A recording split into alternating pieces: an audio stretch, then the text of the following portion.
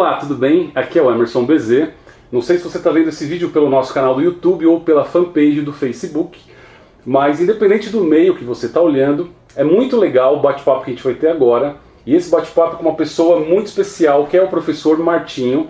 O professor Martinho é professor aqui da USP e tem aí uma trajetória enorme dentro da área de administração de empresas, tendo trabalhado em várias empresas e também exercido uma carreira acadêmica brilhante.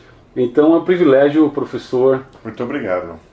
Tê-lo aqui, né? É uma honra, na realidade, ter esses minutos. Então eu queria começar esse bate-papo perguntando para o professor, Sim. Na sua visão, qual que é a importância da administração para micro e pequenas empresas? É uma pergunta muito interessante, porque o que ocorre, e isso eu acho que acontece não só aqui na FEA, aqui na administração, mas eu acho que também em outras escolas, é que a maioria do que se aprende é voltado para grandes empresas. E há uma diferença que vai para trabalhar com uma pequena empresa. Então a administração na pequena empresa é muito importante. E é lógico, o que acaba acontecendo é que o pequeno empresário ele não tem recursos para poder ter, vamos dizer, uma assessoria competente, ou dificilmente ele consegue fazer isso, e isso falta então a administração nas pequenas empresas. E a gente vê, vamos dizer, eu cansei de ver muitos exemplos em pequenas empresas que são erros clássicos, erros assim clássicos que as pessoas desenvolvem, né?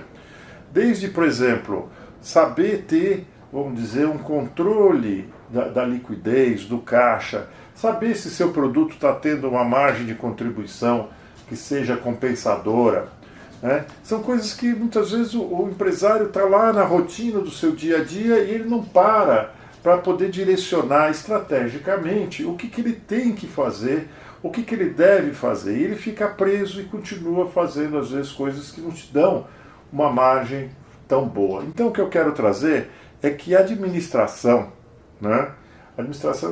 O conhecimento da administração, eles são muito importantes para a pequena empresa e são muitas vezes deixados de lado. A pequena empresa geralmente deixa de lado esses conhecimentos. Vai muito pela intuição do dono da pequena empresa, que faz de uma forma ou de outra, né?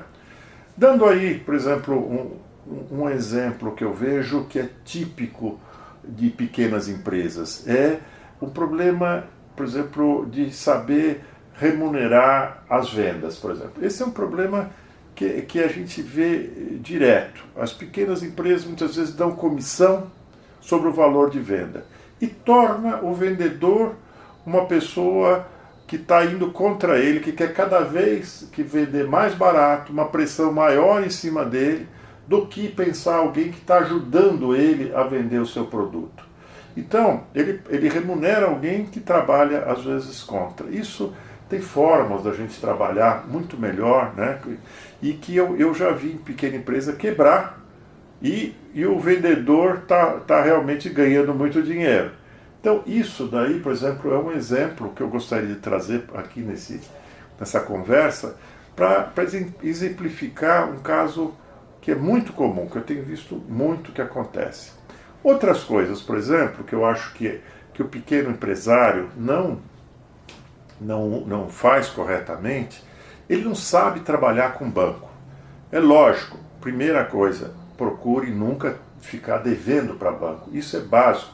O Brasil tem as maiores taxas de juros do mundo.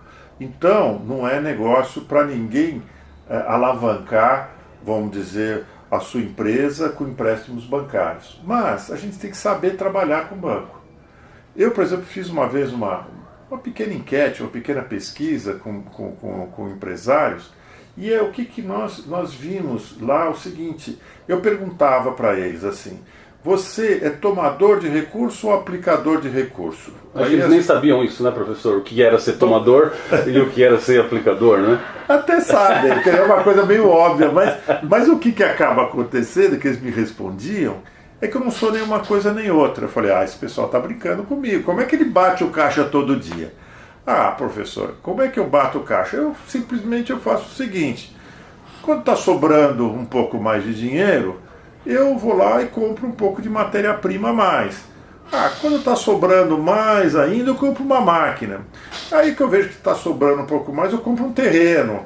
Aí ele passa um tempo, eu construo um galpão para fazer, e assim eu vou. Bom, nessa daí, aí eu fazendo um levantamento com os pequenos empresários, eu estava identificando que 50% vamos dizer, do capital que as pessoas têm, das pequenas empresas, essas aqui, não estavam sendo usadas. Quer dizer, é um terreno que ele está ocioso, um galpão que ele está ocioso, máquinas que estão ociosas, matéria-prima que ele comprou que está parada, enfim, uma série de coisas que ele acaba tendo, vamos dizer, deixando isso, e se ele pudesse estar com esse dinheiro rodando no negócio, seria muito melhor.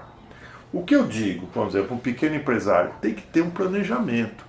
Ele tem que estar, ele vai construir uma nova fábrica, ele vai ter que guardar dinheiro durante algum tempo, fazer o projeto, talvez ele tenha que entrar num financiamento, mas quando ele for entrar nesse financiamento, ele já tem isso escalonado para fazer a construção, para comprar o terreno, construir, fazer as máquinas, tudo, tem isso já planejado. E não fazer por pedacinhos. Compra a máquina, fica parada, compra o terreno, fica parado, compra o galpão, fica parado.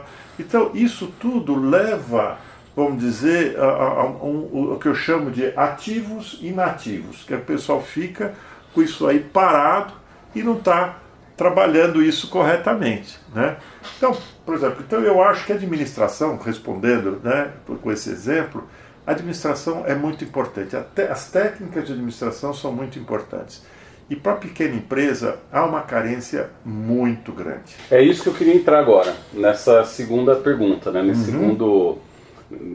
eu tive a oportunidade de assistir uma aula do professor, e nessa aula eu achei muito interessante, porque o professor criou uma tabela mostrando o seguinte: qual que é a visão da administração, ou a visão do dono e do gestor em uma pequena empresa, e qual que é a visão desse gestor e desse administrador numa grande empresa, né? Então eu queria que o professor comentasse um pouquinho sobre isso, mas já, segura aí que você já vai ter a resposta dessa pergunta.